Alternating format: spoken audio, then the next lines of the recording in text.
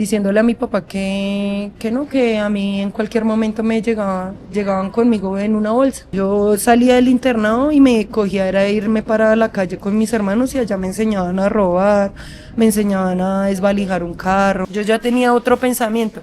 Mi pensamiento era progresar con mi hijo. Yo llego y ya veo es ahí al primo de mi cuñada. Cuando yo veo que el pañal está por desjetado, yo lo veo haciendo este movimiento.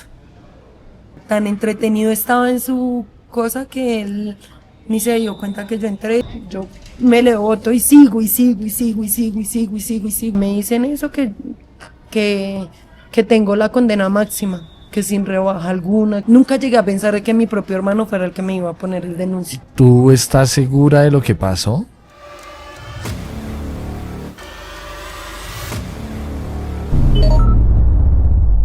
Bueno, bienvenidos a un nuevo episodio de Conducta Delictiva. Hoy los saludamos desde el Parque de la 93, que así lo conocen acá en la cárcel El Buen Pastor, la cárcel de mujeres en Bogotá, para contarles una historia digna de un guión de telenovela. Hoy estamos con Marcela Beltrán, más conocida aquí en El Buen Pastor como Canas. Marcela, gracias por aceptar la entrevista con Conducta Delictiva. Gracias a ustedes por este momento y pues espero que los que oigan este relato pues sepan tomar más conciencia en el momento de tomar cartas en el asunto por los impulsos. Para darles un contexto, Marcela está condenada a 34 años y 4 meses por un homicidio agravado a un menor de edad. Entonces nos va a contar su historia, pero para iniciar, Marcela, cuéntanos un poco de ti. ¿Dónde naciste? ¿Cómo fue tu círculo familiar? Bueno, me presento, pues mi nombre es Diana Marcela Canchón Beltrán, tengo 26 años, nací en la ciudad de Bogotá, vivo arriba en el barrio Juan Rey, La Belleza Valparaíso. Desde pequeña viví con mis papás, más que todo con mi papá, mis hermanos y mi mamá. Cuando era pequeña casi no tenía buen vínculo familiar con mis hermanos ni con mi madre, pues porque a los 8 años me internaron con IDIPRON y cuando cumplí los 15 años decidí evadirme. ¿Por qué te internaron a los 8 años? ¿Por qué me internan? Porque tenía 2 hermanos consumidores y mi papá y mi mamá eran alcohólicos. Cuando en varias ocasiones cuando me iban a hacer visitas de bienestar familiar por parte de mis hermanos me encontraban a mí sola o a cargo de los vecinos, pero de solo vista porque en la casa me dejaban encerrada. Entonces un día pues me fui para la calle con mi hermano el mayor y allá me cogieron los DIPRON, el padre Javier me cogió y me llevaron para la 78. Allá duré casi 2 años. Para la gente que nos está viendo en otros países, el IDIPRON es como una entidad en Bogotá, local, que se encarga de precisamente acobijar los derechos de los niños, pero también de personas que estén en consumo, en vulnerabilidad de calle. Y entonces te llevaron para allá un padre, eso es a cargo más o menos tiene mucho que ver con la Iglesia Católica. Exacto. Y te llevó un padre. ¿Y cómo fueron esos años allá? El padre pues con nosotros fue muy buen padre porque él, a pesar de todo, él nos daba educación, él nos premiaba por todo, porque sí, porque no, nos llevaba de paseo, nos hacía de todo, caminatas, nos entretenía mucho la mente, pues por lo mismo, para dejar de pensar en la calle, para que uno tuviera una iniciativa mejor de poder progresar y no quedarse siempre en el barrio. Allá aprendí muchas cosas, ahí en IDIPRON me enseñaron a tocar un instrumento de viento, me enseñaron a hacer trenzas, me enseñaron a todo lo que tenga que ver con una peluquería, me enseñaron panadería, me enseñaron cantidad de cosas. Yo todo lo que sé es gracias a ese internado. Cuando cumplí los 15 años yo ya me evado. O sea, ¿te ¿Te escapaste? Sí, me evado y me escapo y me cogen los de bienestar familiar. Cuando ya tengo 16, o sea, duro un año en la calle y ahí es a donde probé el bazuco. Consumiendo bazuco, un día mi papá llegó al centro y me dijo, Diana, vea lo que me llegó a la casa. Le llegaban panfletos diciéndole a mi papá que no, que a mí en cualquier momento llegaban conmigo en una bolsa. ¿Cómo así que le llegaban panfletos? ¿De parte de quién? Sí, o sea, de gente que lo amenazaban a él desde el centro. Pues porque pues yo de pequeña fui cansona, pues mis hermanos como los conocían por ladrones y todo eso, entonces a mí me enseñaron lo mismo. Yo salía del internado y me cogía era irme para la calle con mis hermanos y allá me enseñaban a robar, me enseñaban a desvalijar un carro, me enseñaban muchas cosas. Entonces de momento uno cogió malicia y a los 15 años yo ya no quería depender de mis papás. Ya mi papá vivía con mi mamá normalmente, yo con ella casi no podía tratar porque siempre eran discusiones, siempre eran peleas, ella me humillaba, me sacaba de la casa. Entonces yo opté por irme de la casa y me fui. Cuando ya llego al centro ya empiezo a vivir sola. A los 16 años, mi papá va y me recoge y me entrega bienestar familiar. Me entrega bienestar familiar y yo cumplo allá 2 años, hasta los 18. Hasta que cumpliste la mayoría de edad. Sí, hasta los 18 y ya cuando ya voy a salir me dicen que si yo no me quedo en la casa que a mi papá lo pueden llegar a capturar por yo no sé qué. Yo me las creía, pues por miedo de que a mi papá le llegara a pasar algo. Entonces, bueno, yo me quedo en la casa y como a los 8 días de haber salido de bienestar familiar, peleo con mi mamá otra vez y ella me saca de la casa. Entonces yo me voy de la casa y yo me voy a vivir con el papá de mi hijo. Pero espérame, ahí a él ya lo conocías. Sí. Cuéntanos un poco. ¿Dónde lo conociste? Esa historia, sí. Yo al papá de mi hijo yo lo conozco cuando tenía 12 años. Teníamos 12 años y estábamos allá. Yo estaba en una unidad que se llama La Vega, eso queda en Villeta, Cundinamarca. Y él estaba en una que se llama El Edén, del mismo IDIPRON. Sino que como era aparte de las mujeres de los hombres, entonces por eso nos ponían extremos muy lejanos. Él estaba en Melgar y yo estaba en Villeta. Nos conocíamos porque entre familias se distinguen. Entonces él y yo empezamos a hablar y tal, cuando ya cumplimos la mayoría de edad fue que vinimos a pensar de que íbamos a tener un hijo. Cuando yo quedé en embarazo, él y yo hablamos. Cuando él supo que yo le dije que yo estaba embarazada, ya él me dijo que él no iba a responder por mi hijo. Yo le dije que bueno. Y él cogió y dijo que él se iba a ir a prestar el servicio en el ejército. Entonces yo le dije que bueno, que yo iba a responder por mi hijo sola. Y así fue. Mi papá me reprochó mucho eso, mucho tiempo, porque mi papá no me dejó de hablar un buen tiempo. Me decía que yo no podía ser madre soltera, que porque yo toda la vida me habían visto que yo había crecido entre mamá y papá, que porque mi hijo no iba a nacer igual, que tal. Al pasar del tiempo mi papá ya vio que yo ya había como cogido más responsabilidad con mi hijo y él vio que yo me quité de todo después de que yo tuve a mi hijo. Bueno, yo tengo a mi hijo, yo no sabía yo me di cuenta que yo estoy embarazada a los 3 meses. ¿Por qué? Porque yo era consumidora y en un momento cuando yo me voy a pegar un pico, el trasboco no me dejaba.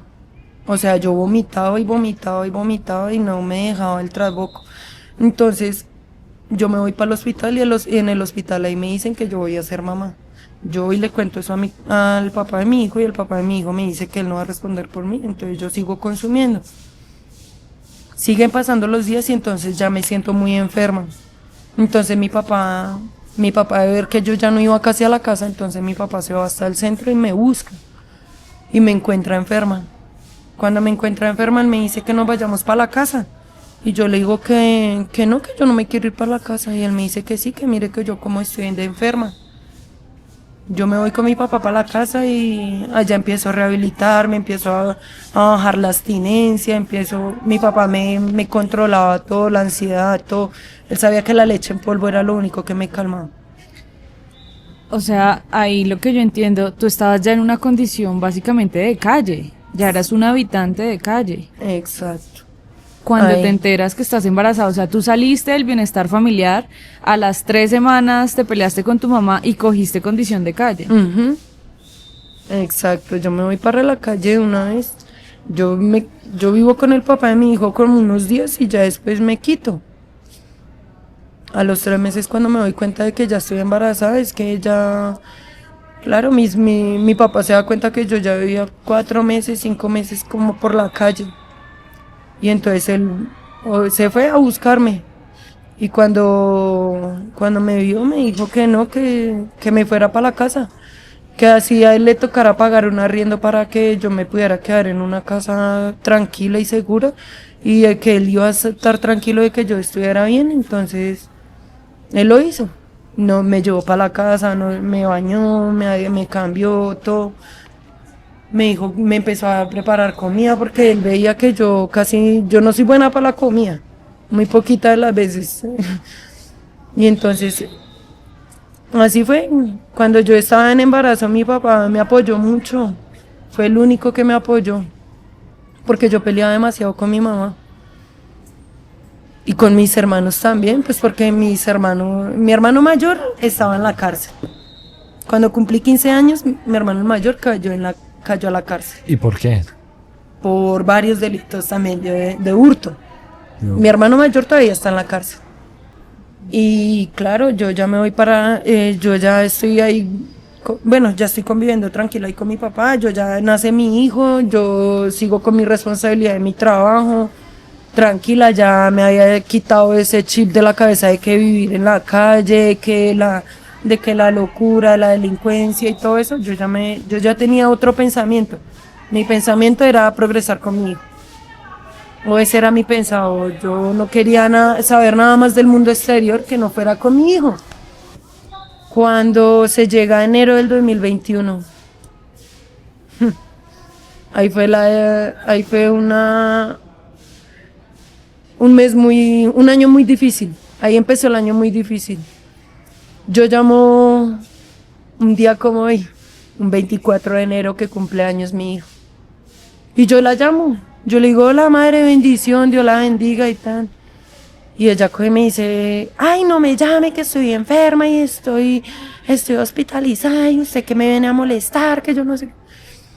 Y yo, no madre, yo solamente la llamaba para que me dejara hablar con el mono. Ay, que yo estoy enferma, que yo no sé qué. Yo, como así, ay, que no me moleste y pum, me cuelga.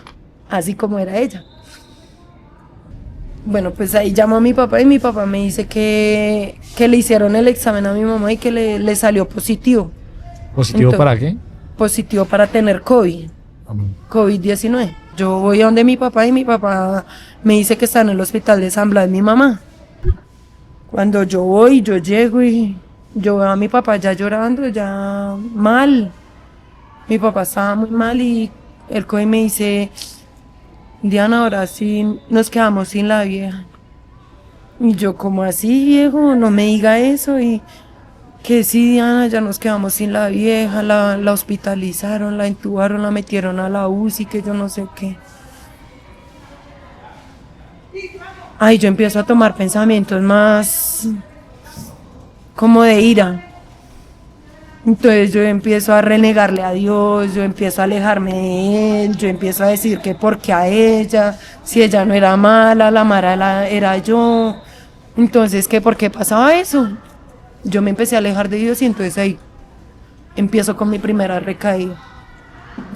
Mi primera recaída fue con el pegante. De pequeña ese fue mi vicio. A los 8 años yo probé el pegante.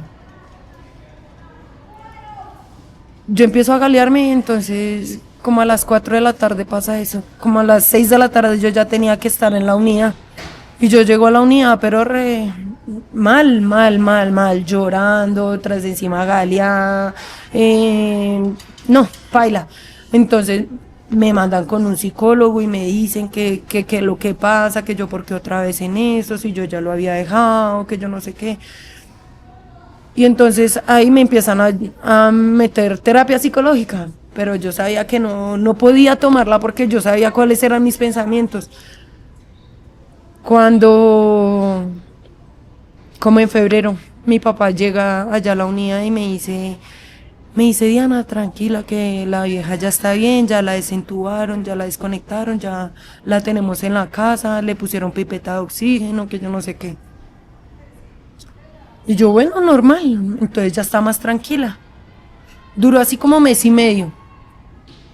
Llega el 17 de abril. Y entonces yo llamo a mi papá. Yo le digo, ¿qué viejito, cómo está? Y él me dice, bien, mija, voy a hablar con el niño. Y entonces yo empiezo a hablar con mi hijo. Yo, mono, ¿cómo estás? ¿Qué? Mi mami está enferma, que otra vez está tosiendo, que yo no sé qué. Mami, ven y cuídala, que yo no sé qué. Entonces mi hijo me empieza a decir así. Entonces yo le digo al profesor que si me van a dar 8 días de permiso para ir a cuidar a mi mamá. Cuando yo llego y yo veo a mi mamá y yo la veo es con su manguera de oxígeno y canalizada todavía pegada al suero porque no podía comer bien, el hueco de la garganta no la dejaba pasar bien el bocado. Entonces a mí me dio muy duro, yo no soportaba verla así. Cuando un día, yo no sé, ella me dice que me vaya, que ya no me quiere ver, que ya está cansada de verme. ¿Por qué te odiaba tanto? No sé, toda la vida fue así, Toda la vida te odió. Sí. Pero era solo contigo, ¿no? Con Sí, tus era hermanos. solo conmigo porque ella peleaba conmigo y ella me decía, ay, es que mis hijos a mí nunca me han hecho eso, que yo no sé qué. Yo también soy su hija. Ay, que yo no parí una maría como usted, que no me... Y yo, bueno, pero aún así yo amaba a mi mamá. Claro. Yo por ella cambié muchas cosas. Me alejé también de muchas cosas a pesar de que ella fuera tan mezquina conmigo. ¿Y qué día falleció ella? El 19 de abril ella tenía una cita médica. Y ella se va con mi papá en el carrito de mi papá. Pero se va sin el oxígeno. Porque la pipeta la tenían que recargar. Ellos se iban hasta Santa Lucía. Hasta una bomba que hay en Santa Lucía. Ahí se la recargaban a mi papá y... se iban a ir para la cita médica cuando en la cita médica le dicen a mi mamá que por favor mantenga el oxígeno, que el oxígeno es lo que a ella la mantiene para respirar. Mi mamá no le importó. Mi mamá prefirió quedarse así y en la noche sin el oxígeno. Ella pensaba que no, que ya estaba normal. Cuando el 20 de enero a las 4 de la mañana. De abril. Eso, el 20 de abril. A las 4 de la mañana. Yo estoy durmiendo y pum, yo escucho que se me descargan los audífonos. Habían unas balacas de esas que estaban en esos tiempos de moda que uno escuchaba música con las memorias, ¿no? Y son las 4 de la mañana y se me descargan y eso es lo que me despierta. Y yo tengo el corazón así, a mil, eso como si hubiera corrido media maratón. Y yo me despierto y claro, yo tengo esa corazonada de que algo había pasado. Y yo me quedo así. Y yo me salgo, me fumo un cigarrillo, pongo a calentar mi agua, me baño normal. Ese día tenía que ir a pedir la cédula. Voy, pido la cédula, me la entregan. Cuando llego, veo a mi hermano, el que me denuncia. Él coge y me dice, Diana, lo que le tengo que decir, cójalo con calma. Cuando él me dice eso, yo ya sabía que eso eran malas noticias. Yo le digo, dígame que no quiero que me siga teniendo con la intriga. Y él coge y me dice que no, que mi mamá a las 4 de la mañana falleció. Cuando yo me quedo así como que, uy, no, yo me ataco a llorar. Yo digo, no, eso es mentira, usted está jugando conmigo porque usted sabe que yo no disfrutaba a mi mamá, que tal. Que no, Diana, yo no tengo por qué decirle mentiras, que vamos, que... usted tiene que pasar con este duelo con nosotros, que yo no sé qué, y yo no me las creía, yo todavía no me las creía. Yo decía, usted me está diciendo mentiras y hasta que yo no vea a mi mamá yo no se las voy a creer. Entonces yo voy y arreglo mis cosas, empaco mis cosas en una bolsa de basura y me dicen que tengo 8 días. Que tengo 8 días y que la coja suave. Entonces yo me voy con mi papá, con mi hijo. Mi hijo en ese momento tenía 3 años. Cuando mi papá me empieza a contar, no, Diana, si es que el niño se levanta para el baño y hizo chichi, cuando se fue a subir le pidió a su mamá que lo ayudara a subir a la cama y su mamá no lo pudo ayudar porque ya estaba ahogado. O sea, de la falta de oxígeno se ahogó. Y como a ella solo le servía un pulmón, el pulmón derecho, de no usar el oxígeno por el día anterior, a las 4 de la mañana ya paila. ¿Y tu papá fallece ese mismo año? Sí. ¿De qué? 5 meses después. Va subiendo y es que del trabajo, ¿no? O bueno, eso es lo que se ve en las cámaras, que él va subiendo del trabajo y que se mete por una cuadra y ahí en la cuadra es que lo cogen a cuchillo. ¿Le acabaron con la vida de otras personas? ¿Y por qué? Por intentarlo robar. Por robarlo, porque mi papá iba borracho llegando del trabajo. Mi papá después de que se murió mi mamá, mi papá se volvió peor de alcohólico. ¿Y se supo las personas que lo hicieron? Nunca pudieron resolver eso. No, porque pues como era en un callejón No sé. X. Y entremos en materia. ¿Tú por qué estás acá? ¿Qué pasó? Bueno, pierdo a mis papás y yo me voy a vivir con mi hermano, el de la mitad. O sea, iba el mayor, que es el que está recluido en Guaduas, va y voy yo. Y me dice que nos vayamos a vivir los dos.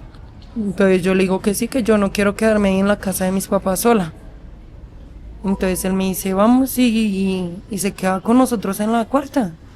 Usted sabe que pagamos solo 15,000 pesitos diarios, no es mucho y tal. O sea, tu hermano vive en un pagadiario en la cuarta, que es como el centro de Bogotá. Sí, en Las Cruces. Barrio Las Cruces. Cuando yo llego, yo le digo que bueno, que normal, yo empaco mis cosas, las de mi hijo y las de él. Yo vivía en ese momento con alguien más, que no era el papá de mi hijo. Entonces, él trabajaba en eso de la calle 30, como en la estación del Sena. Él trabajaba por allá. Y entonces él veía que yo todos los días me la pasaba era comiendo pepas, Rivotril, porque yo no podía conciliar el sueño.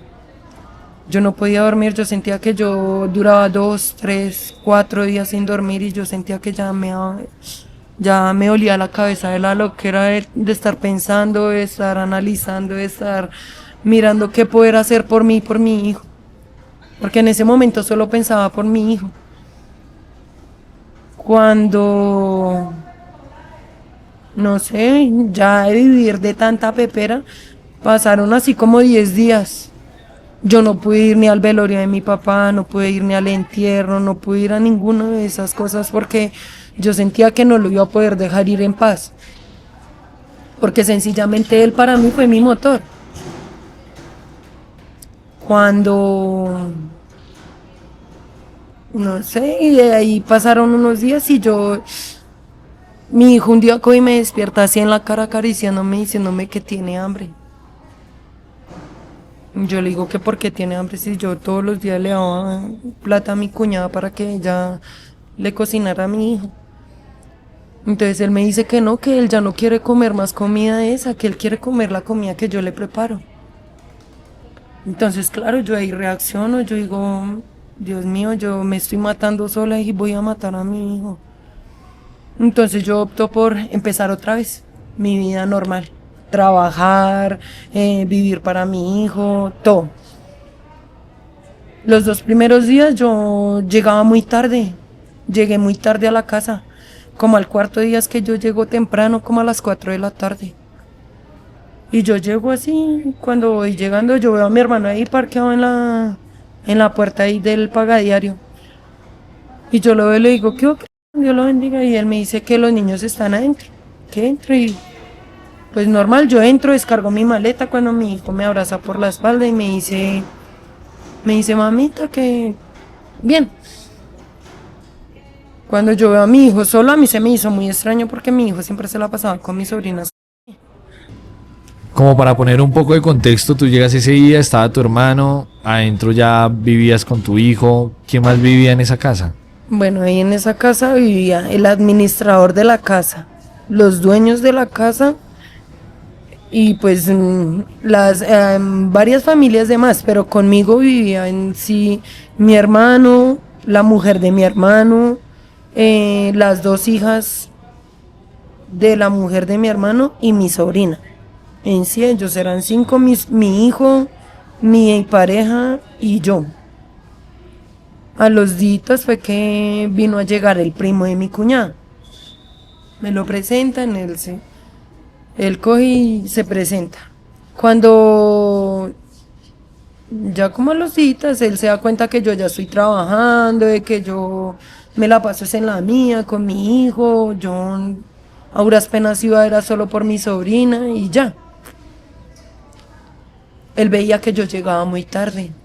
Él era uno de los que se la pasaba pendiente a ver a qué horas yo llegaba. Entonces a mí se me hacía muy extraño. Pero pues de igual forma siempre lo saludaba normal. O sea, ¿tenían una buena relación? No, pues de saludo, así. Sí, es una relación formal, que hubo y chao Sí, y ya. y ya. Nunca hay que distinguirnos ni nada de eso. Cuando han pasado varios días, ya él se da cuenta que yo llego tarde, entonces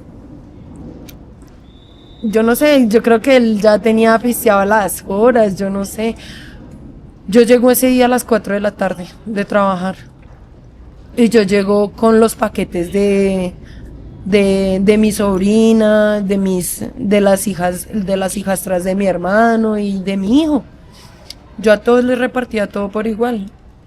Cuando yo veo a mi hermana ahí en la puerta, yo voy entrando yo descargo mi maleta cuando mi hijo se me trepa por la espalda y me dice que hola mamita y tal. Y yo le pregunto por mi sobrina. Y él me dice, no mamita, está durmiendo. A mí se me hacía muy raro porque mi sobrina nunca era de dormir en el día. Nunca. Ni de pequeñita, porque mi sobrinita siempre fue muy hiperactiva. Entonces, yo me voy a mirar a ver de que en serio esté durmiendo cuando yo llego y ya veo es ahí al primo de mi cuñada. Yo me acerco a garantizarme bien, porque yo, digamos acá está la puerta, ¿no? Y la habitación es todo esto, ¿no? Entonces yo entro y acá está la cocina, acá están los chifonieres, acá está la cama y acá está el espacio de las niñas, ¿no? Ah, no, tenían una cama acá y otra acá. La de acá estaba de frente y la de acá estaba pegada a la pared. Por eso la cocina quedaba de este lado. Entonces yo entro y yo me quedo estacionada al frente de la cocina, pero aún así me boto a mirar a ver si sí le estaba cambiando el pañal. Cuando yo veo que el pañal está por desjetado, o sea, como si se lo hubiera quitado a lo mal. Como de que quítese que... Como de así. afán. Y entonces yo lo veo haciendo este movimiento. Hacia tu sobrina. Sí, ¿Tu sobrina cuántos años tenía? mi sobrina en ese momento tenía 2 años. ¿Y qué sucede ahí? Pues a mí la reacción, no sé qué cara me puso, pero... O sea, mi reacción fue de ira. Porque una niña. En ese momento yo pensé, ¿por qué una niña? Habiendo tantas mujeres en el mundo que sí. Entonces no pensé, sino me dejé reaccionar por la ira. ¿El qué te dijo? Él solamente yo lo veo haciendo el movimiento y yo le digo, ¿usted qué está haciendo? Y él, claro, él ni se había dado cuenta de que yo había entrado a la habitación. ni se había dado cuenta, o sea, tan entretenido estaba en su cosa que él ni se dio cuenta que yo entré y cuando yo volteo a mirar así, yo, claro, yo lo veo haciéndole así a la niña. Y entonces, claro, yo lo primero que hago es esto. No sé si habrá sido el diablo que me quería ver aquí o no sé, pero ahí había un cuchillo de mesa. O sea, eso es de cachita, de madera,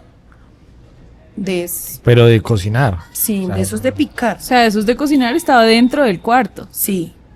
Ahí en una mesita, vamos a decir, estas dos mesas unidas así, y acá está la estufa y acá está el cuchillo, digamos. Yo lo cojo. Y yo le digo, ¿usted qué es lo que está haciendo? Y tal, y ya, claro, ya me cambia la cara, no de tranquilidad, sino como de ira. ¿Y él qué te respondió a Y él eso? solamente me dice, no, Diana, no es lo que usted está pensando. Yo le digo, es que no lo estoy pensando, lo estoy viendo. Y él como que tira a defenderse, pero yo lo primero que hago es la reacción. Y la primera puntada fue todo eso, así. Cuando yo veo que él todavía se manda la mano para el cuello y todavía sigue tambaleando, yo pienso que él, o bueno, no sé si la ira, yo me le boto y sigo y sigo y sigo y sigo y sigo y sigo y sigo y sigo hasta que ya sientes que me ponen la mano y van, me quitan. Y él me hace como entrar en razón, él me coge y me sacó y me dice, ¿qué le pasa? ¿Quién te cogió? Mi hermano. Me dice, ¿qué le pasa? Y yo, claro, yo entro como en razón y yo veo y, claro, yo con el cuchillo en la mano, el man botado.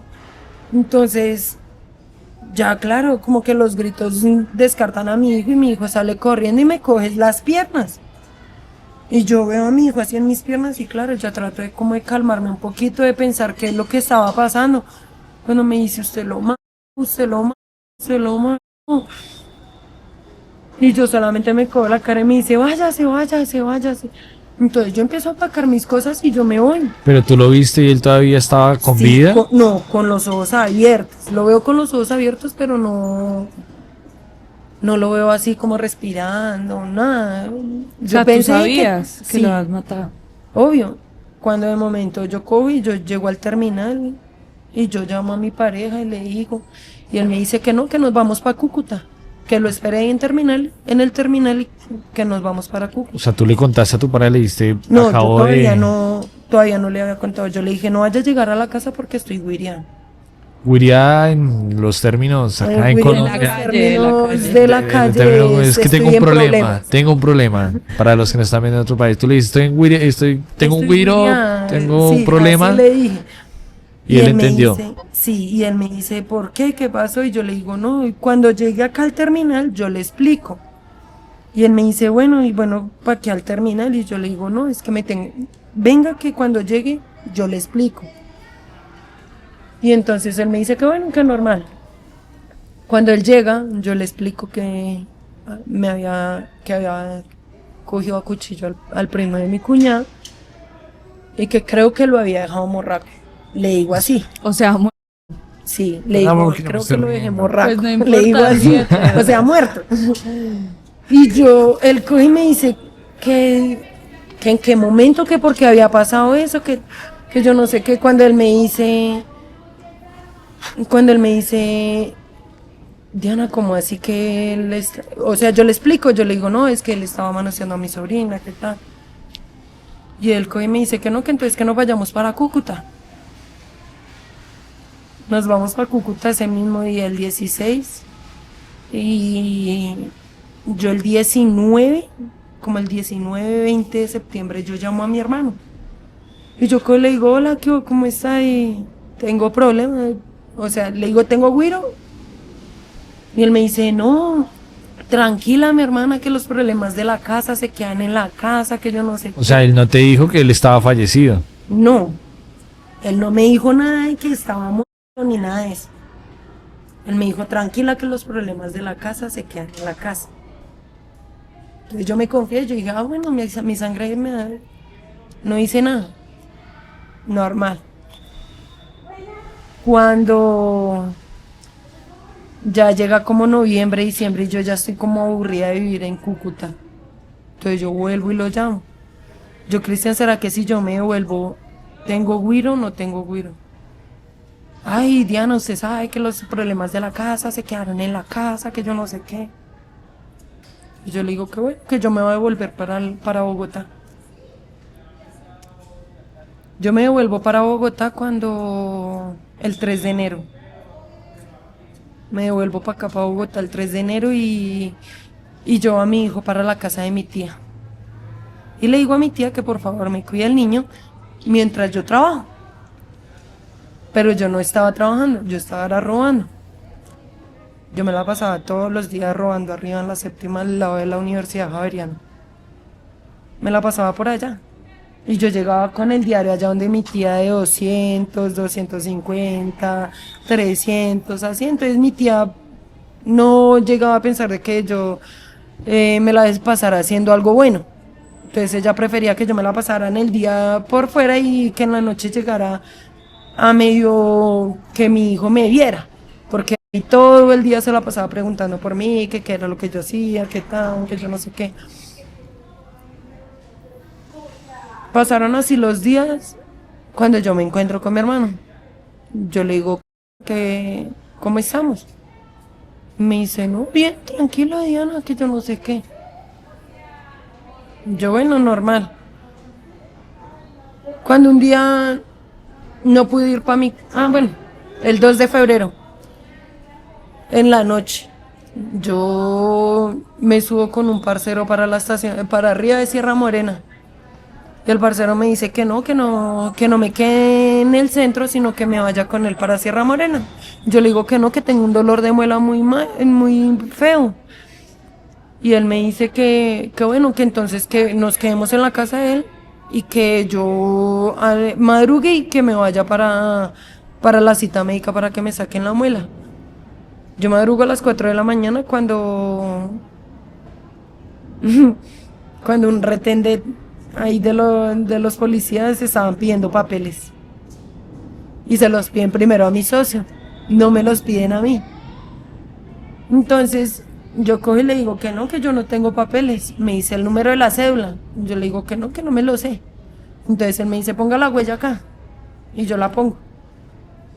No, me dice, ¿es un hombre, mujer? Y yo, Diana Marcela Canchón Beltrán. Y me dice, espéreme un momentico. No, me llama el mayor de los policías.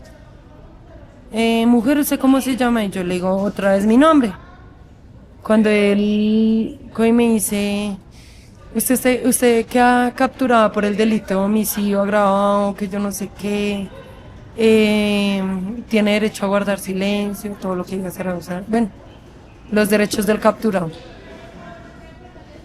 Cuando yo me quedo, yo, ¿cómo así? ¿Usted qué me está hablando? Yo, ¿de qué homicidio? ¿De qué? ¿Qué tal? Cuando me dice, sí, usted tiene requerimiento por el juzgado 17 desde el 27 de septiembre del 2021. O sea que tenía orden de captura desde ese día. Pero en Cúcuta no se me veía, que porque era municipal, algo así, la orden de captura. Entonces yo ve tan raro. En Cúcuta ya me habían capturado una vez, pero allá no se veía que yo tuviera orden de captura ni nada de eso, porque una vez me hubieran dejado en el CAI por una riña. Entonces a mí se me hizo raro. Entonces yo ve cuando el COI me dice, mire, fue en esta fueron para estas fechas que yo no sé qué, y yo empiezo a hacer cuentas y claro, eso fue el día de que pasó lo del man. Y ahí ya te enteraste que realmente tú habías acabado con la vida de él. Del muchacho. Entonces yo no creía, no llegué a creer que en serio fuera. Cuando en la audiencia me dicen que él era menor de edad. Yo peor que espasma. O sea, tú no sabías cuántos años tenía el primo de tu cuñada. ¿Y por qué no sabías? Yo le ponía por ahí unos 23, 24 años. ¿Luego se veía él muy mayor? Sí, obvio, porque ya tenía esta barbita, ya tenía esto acá. O sea, yo pensaba, se lo juro que yo juré que él tenía por ahí sus 23, 22 años. 24 años por mucho. Y tú sabes, y él era de una comunidad en Vera, nos comentabas. Sí, por lo que mi cuñada y la familia de ellas vienen de allá de Pereira. Son De la indígenas. comunidad de Vera, exacto. Cuando a mí me dicen eso, que tengo la condena máxima, que sin rebaja alguna, que yo le digo, no, espere, ¿cómo así? No, es que las cosas no pasaron así. En la audiencia dicen que yo llegué, lo distinguí, me cayó mal y lo maté. Esa es la versión que les da mi hermano. Retrocedamos al día que sucedió todo.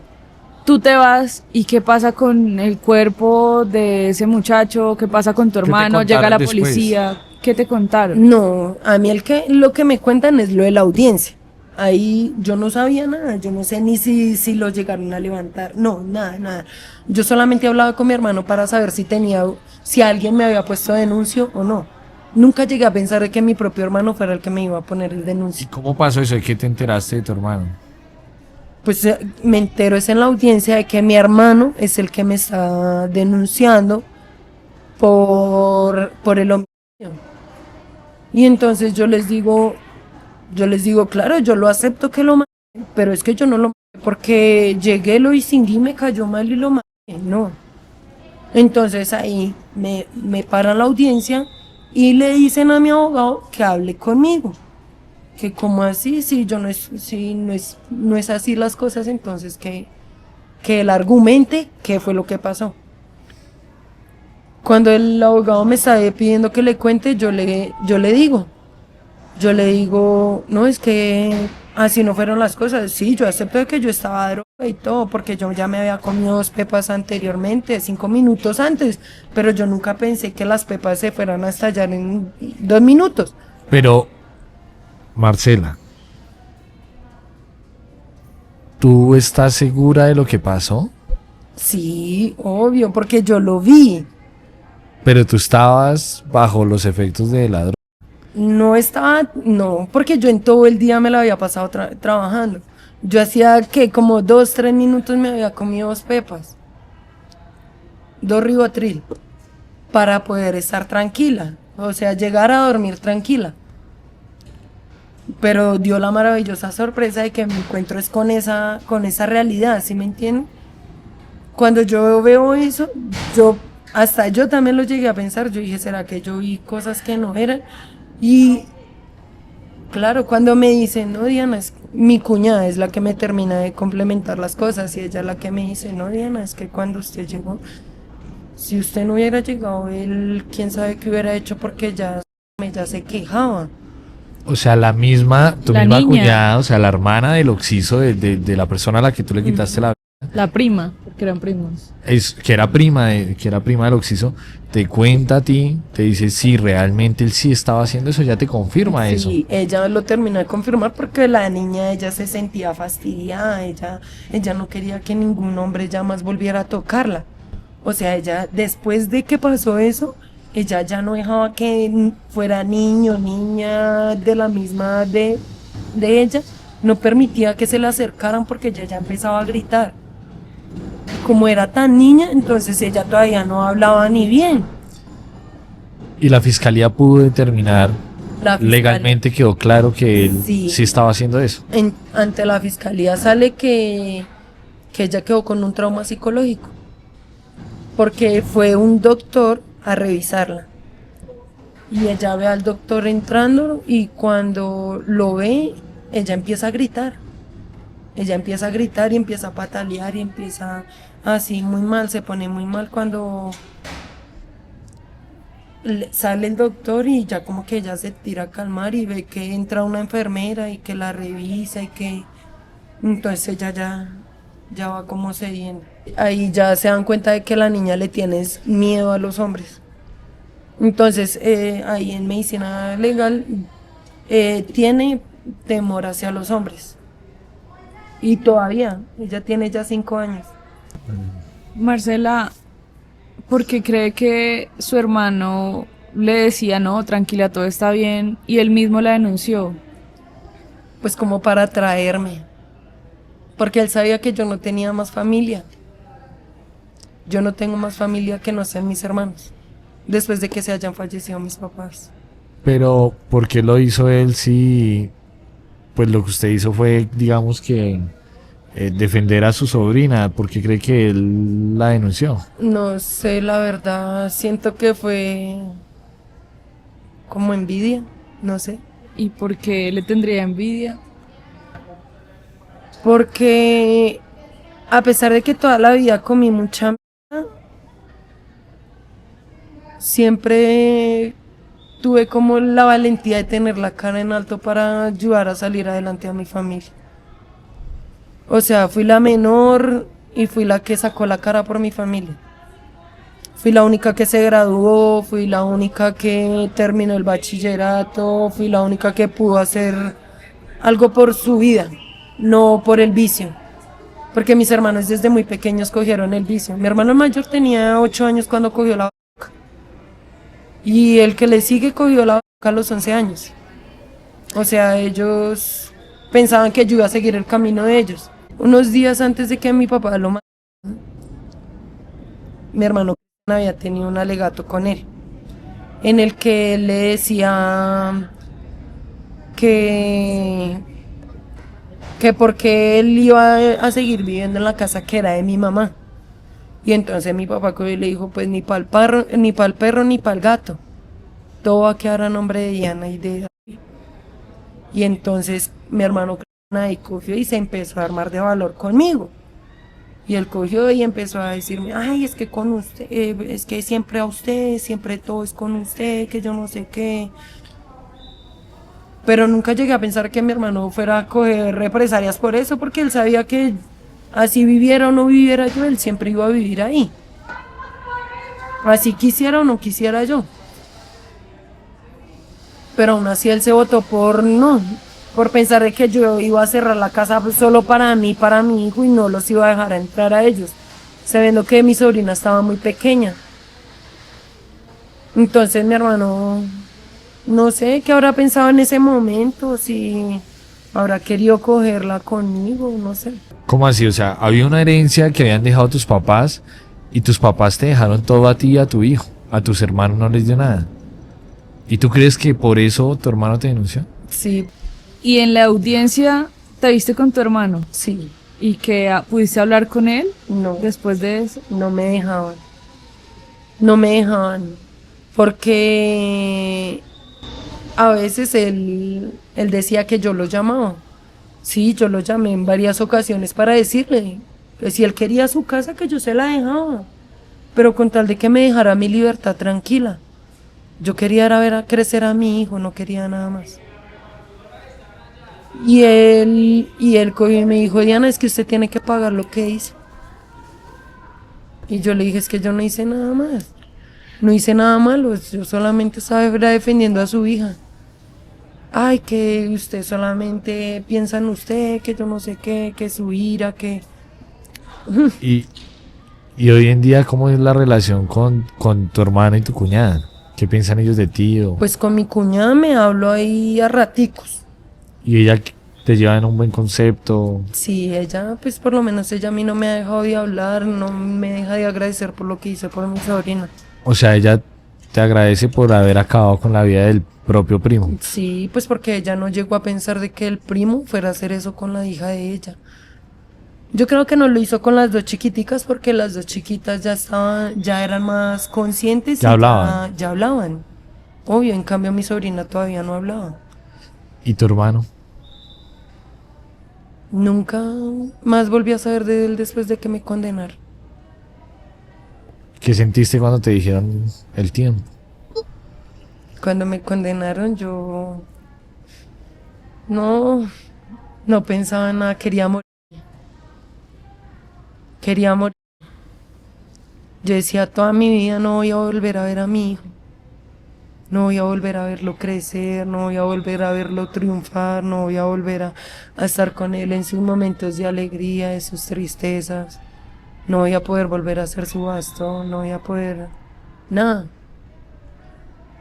No voy a poder volver a tener paz mental. Entonces, quería morir. El día en que me condenan me intento suicidar en la celda. estaba en el patio 8. Y contaba con unas compañeras que, sin palabras, ellas me dieron mucha motivación. Mucha, mucha, mucha. Porque me condenan y yo dormía en el planchón de arriba. Y en el planchón de arriba se ve un huequito. No se alcanzan a ver. Así como los calados, Sí. pero con las varillas derechas y una así cruzada. Y yo empiezo a hacer una trenza como a las 12 de la noche. Ya de no poder dormir, de saber que estaba condenada a 34 años, 4 meses y 12 días que me había dicho la juez. ¿Sin rebajas? Sin rebaja. Me decía que 12 días y yo decía 12 días tras del hecho. O sea, tengo que pagar días también. Y me dice, no, Canda, su condena quedó cerrada en 34 meses, 34 años, 4 meses. Yo le digo, no, pues qué motivación, me quitaron los 12 días. Entonces ellas me dicen, ay, Candas, no se ponga así, ¿qué tal? Yo no. Entonces en la noche ya empiezo a hacer la trencita y me empiezo como a tentear a ver si me soporta, si no me soporta en el cuello y tal. Cuando ya me tiro, ya me boto a ahorcarme y me amarro las manos y normal, para no poderme soltar. Cuando una compañera que se llama Luisa, Canas, ¿usted qué está haciendo? Y pues yo no sé cómo fue que la lata le pudo cortar parejo. Cosas de Dios. Dios me tiene para algo en esta vida, así sea en este roto o en otro lugar, pero Dios en ese momento fue el que me salvó. Porque yo en sí, yo quería ver a morirme. Yo no pensé ni en mi hijo, no pensé en nadie. Solo quería morir. ¿Y hoy te arrepientes de haber acabado con la vida de él? De esa persona no. No, porque quién sabe cuánto daño más hubiera hecho. O quién sabe qué daño estaría haciendo en este momento. Y tú nos comentabas antes de empezar la entrevista que te han dicho que puedes apelar tu condena, que está muy alta, pero Sí. actualmente no cuentas con un abogado. Exacto, pues ante la rama judicial, pues ahí me sale que tengo un abogado que se llama pero pues yo lo llamo, trato de tener comunicación con él y nunca. La vez pasada una compañerita que se llama Paula cogió y me dijo, Candas, venga, yo le ayudo con ese problemita, ya que usted no tiene abogado, ya que su abogado nunca ha venido a preguntarle a usted, venga, ¿será que sigue viva o muerta? Entonces, una compañera cogió y me dijo que sí, que mi proceso sí se podía ir a una revisión procesal para hacer una apelación de condena, para que se fuera más bajito. Entonces, yo dije, bueno, pues vamos a hacerlo porque yo no quiero quedarme todo ese tiempo acá. O ¿Cuántos sea, años tienes? tengo 26 años. ¿Y Y cuántos entraste- te quedan acá? Pues en sí no sé. Pero pues me dijeron que para pedir un beneficio de algún tipo de clase hasta los 17 años. Apenas llevas 4. O sea, me faltan 13. Pero no, tratamos de ponerle buena cara al mal tiempo. ¿Y tu vida acá adentro cómo así? Pues al principio fue duro. Al principio fue duro porque convivir con mujeres que uno nunca ha conocido es difícil. La envidia entre mujeres es muy grande. O sea, la tranquilidad, la paz, que por unos espacios, que por ciertas cosas. Entonces ven que alguien es alegre, entonces lo quieren amargar. Ven que alguien es amargado y lo quieren volver una gonorrea. ¿Sí me entienden? Pocas palabras. Entonces, entre más humilde usted sea, más le quieren meter el dedo en la llaga, como para que usted se vuelva a hundir, como para que usted no surja el pedazo en donde está. Marcela, ¿y qué ha quedado de todo esto? Pues mi lección de vida, mi lección de vida es saber pensar. Porque si usted no piensa, no va a poder, o sea, sus impulsos van a manejarla a usted y no usted a los impulsos. De momento pienso que hay que ser más sereno en el momento de tener un problema. Que si ven que es con uno, pues piénselo. Piénselo porque ya sabe cómo es usted. Ya sabe cómo es su ira, ya sabe cómo es su ceguedad, entonces... A veces prefiero, cuando tengo problemas con mis compañeras, prefiero irme. Pensar, no sé, recochar con otras personas que no haya recochado. Pues en el patio me gusta coger de parche, así, recochar a las mismas hembras, así, pero pues por eso me llevan la buena, pues porque ven que soy muy servicial, soy muy acomedida, no me gusta quedarme quieta. Cuando me quedo quieta me dicen, uy, Candas, ¿qué tiene? Entonces ya, uno como que, sí, yo no soy así. Entonces trato de pensar en otra cosa que no sea nada malo. Bueno, Candas, gracias por haber aceptado la entrevista con Conducta Delictiva. A ustedes, gracias por la atención prestada. Y a todos ustedes, gracias por haber llegado hasta el final de este episodio. No olviden suscribirse y si tienen una historia que contarnos, nos pueden escribir a produccionconductadelictiva@gmail.com.